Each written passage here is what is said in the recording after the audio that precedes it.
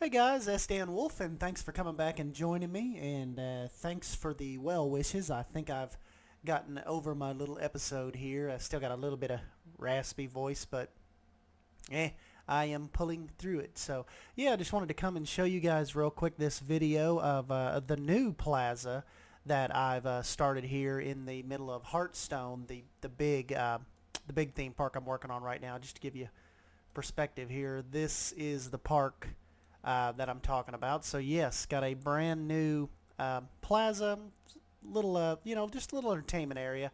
Found a spot, once again using your all's awesome buildings, and was able to actually place my stage in the back part here. So yeah, I know it's not a lot of, a whole lot of room for the guests and stuff, to stand and watch the show, but it's not really, I'm trying to look at it like it's not one of the stages that's going to put on like, some big giant band and, it's all going to be packed in here for now. This is more of the idea of, just kind of smaller bands. Probably, you'd probably take it as, like in Universal Studios, the smaller bands come out like in the Wizarding World of Harry Potter, that type of stuff, that type of entertainment more than the big bands. But you got to figure, even if we did, like if the park roped this area off, and you could still get a lot of people in here that could still see, they could set up here by the fountain, set their chairs up, they could set over here at the restaurants and watch the shows. So, I mean, you can imagine, I know, like I said, I haven't let guests in yet, but a lot of people could probably get back in this area and watch a show, if it come down to it. So yeah, I just love the way this turned out, and with your all's buildings, like I said, it just turned out so awesome back here. I thought it deserved its own little showcase video, and yeah, that's kind of where my thinking is on this. I show you down here. I started a little plaza with the fountains. The water comes up. I don't want to go to nighttime just yet. I'll show you that at the end, but yeah, this is what it kind of looks like in motion with the water and the fountains and the stage VFX. And yeah, so I thought that was a pretty neat touch.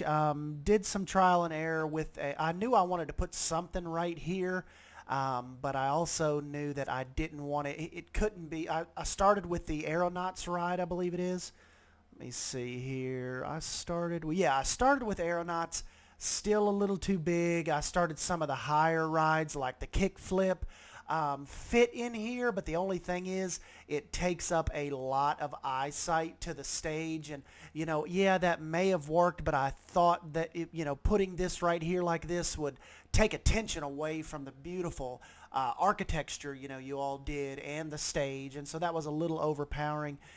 So I ended up going with the Venetian Ferris wheel here.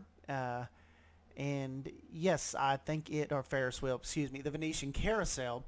I think it ended up working out perfect to just give enough to where I had something to put in this big area, but not enough to where if you were walking in, you couldn't see the stage and all the awesome buildings. So yeah, that ended up working out awesome. Also, got a lot of questions today. Some people tweeted out to me, and people were asking me on Instagram how I was able to get this curve in.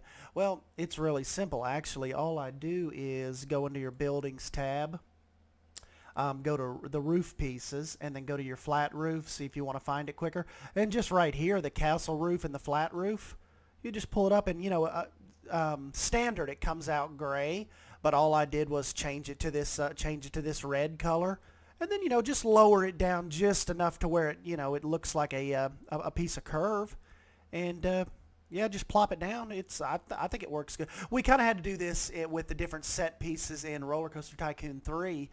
You essentially had to make your own paths. I mean, I know a lot of you guys are familiar with that, but yeah, it's just as simple as that. I just covered it up, just manipulated the whole area. Underneath this is actual path work.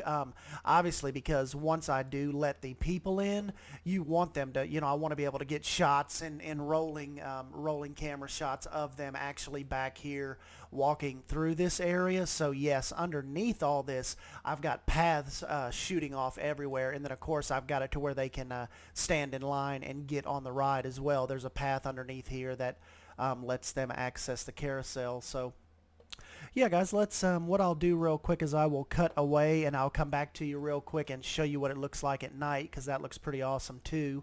And we will wrap this video up. I just wanted to just put something out before the weekend so you guys could see what I've pretty much been working on since Sunday afternoon, I believe. So yeah, this is the view as if you were standing on the stage. So yeah, there's the microphones and everything.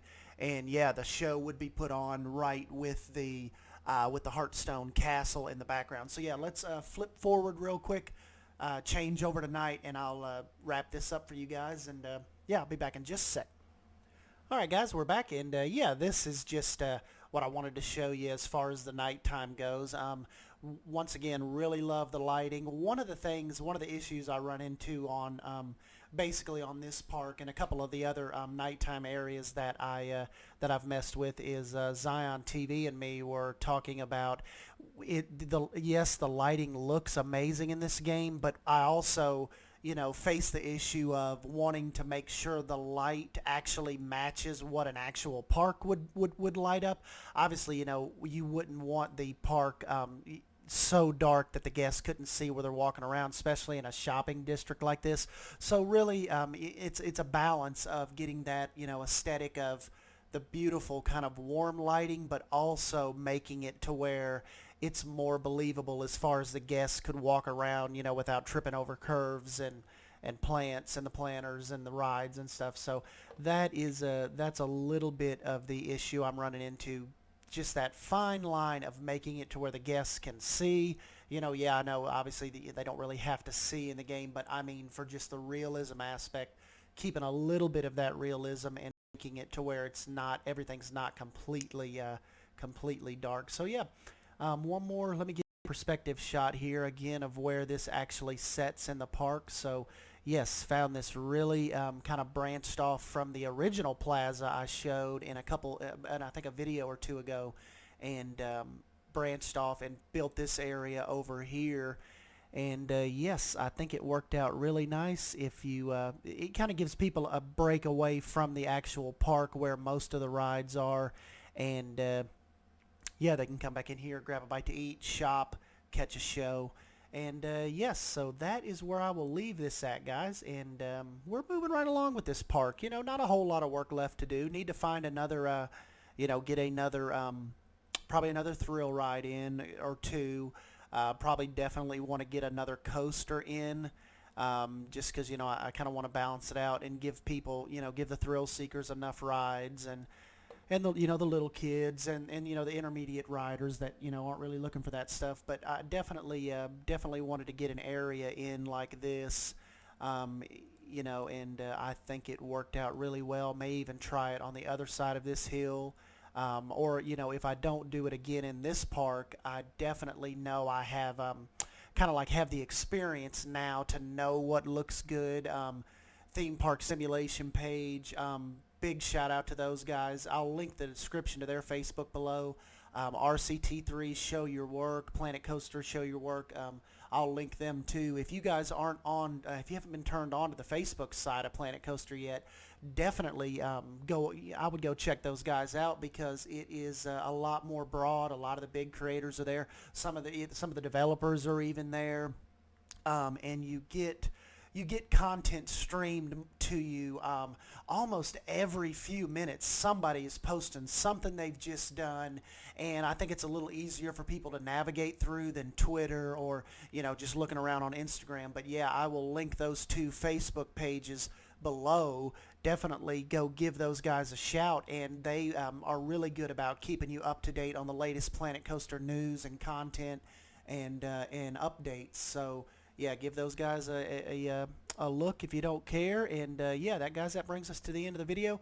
Give me a thumbs up if you end up enjoying this, and subscribe for more Planet Coaster content, and I will catch you guys next time. Thank you all.